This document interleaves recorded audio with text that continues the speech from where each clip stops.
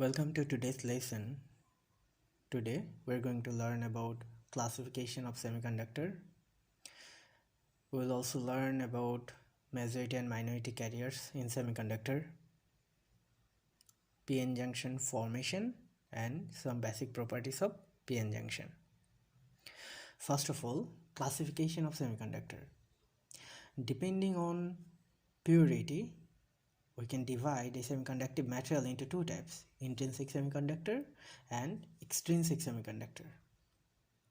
Also, depending on the type of impurity, we can divide extrinsic semiconductors in two types: n-type material and p-type material. Okay, now we'll discuss elaborately about intrinsic and extrinsic semiconductor. If a semiconductor is in its pure form, then it will be known as intrinsic semiconductor. In intrinsic semiconductor, we have a little amount of electron hole pair. So it has a little current carrying capability. To increase its current carrying capability, we can add some suitable impurity in it. Then it will be known as extrinsic semiconductor. In extrinsic semiconductor, as we have added some impurity, so now we will have a large number of electron hole pair, and thus it has a high amount of current carrying capability. Okay. Now, depending on the type of impurity, we can divide this extrinsic semiconductor into n-type and p-type. Now we will learn the formation of n-type and p-type material. N-type semiconductor.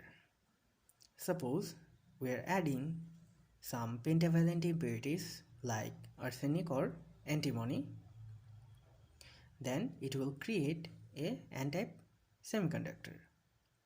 Suppose we have a silicon crystal and we are adding a small amount of arsenic into it. Then arsenic will create 4 covalent bond with its 4 outer shell electron with adjacent silicon atoms, and the 5th electron of arsenic will remain free. As the addition of arsenic increases the density of electron, that's why as a whole that crystal will be known as n-type semiconductor. And in n-type semiconductor, these pentavalent impurities are known as donor impurity because they donate their extra electron to the crystal. Okay. P-type semiconductor.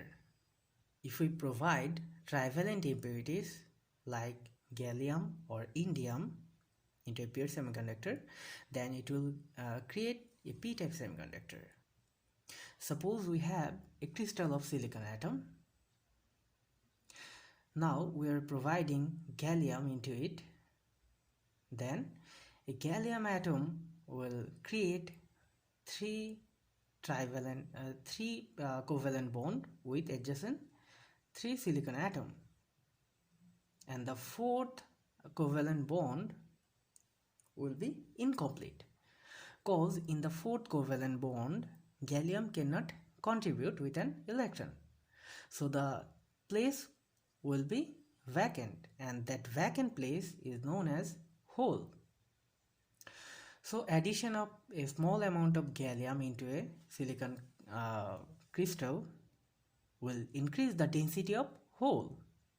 That's why it is known as p-type or positive type semiconductor. In p-type semiconductor, these trivalent impurities are known as acceptor impurity because their created hole can accept electron from outside. And now we'll learn about the formation of p-n junction. Before we jump in the formation of p-n junction, we will have to know about majority and minority carriers in n-type and p-type material. As in n-type material, the density of electrons are lot more than hole, so electrons will be majority charge carrier and holes will be minority charge carrier for n-type material. And in p-type material, the density of holes are greater than electrons. So in p-type material, electron will be minority charge carriers and hole will be majority charge carriers. Formation of p-n junction. Previously, we have studied about n-type and p-type material, and now we are going to study about the first electronic switch, that is a p-n junction. If we just add n-type material with a p-type material, we cannot have their spatial capability, so we will have to follow some special process to add a n-type material with a p-type material, and one of them is alloying. In this process, we can take an n-type block and usually a trivalent material like gallium or indium block is placed over it, and the surface area between two blocks is provided with a high temperature, that is around 500 degrees Celsius, and at this high temperature the surface will be melted down and this gallium will be mixed with n-type material in this region,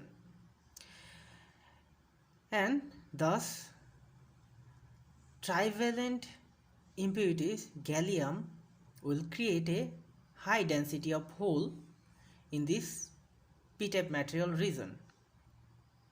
So this region will show the behavior of p-type material, and after cooling we can cut a certain portion between this p-type and n-type material, and this cutted portion will be our first electronic switch, that is a perfect p-n junction.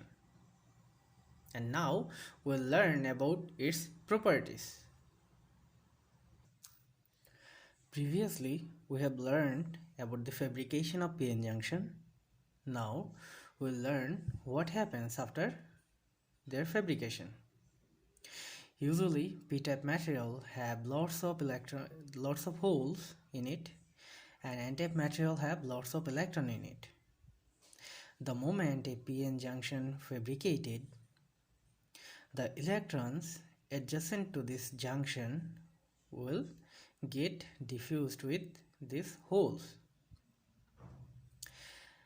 As all the electron and hole in this region get diffused with each other, so there will be no free charge carrier in this region. So this created layer or region will be known as depletion layer. Okay. Now, as n-type material donate electron from this region, so this layer will be charged positive, and at the same time this portion or layer of p-type material accept electron from n-type material, so this layer will show behavior of charge negative. As there is a layer of positive charge and a layer of negative charge, so there will be a potential difference between these two layers, and that potential difference is known as barrier potential. Usually for silicon material, this barrier potential voltage is 0.7 volt, and for germanium this barrier potential is 0.3 volt. Okay. In our next tutorial, we'll learn how to control a p-n junction as a switch.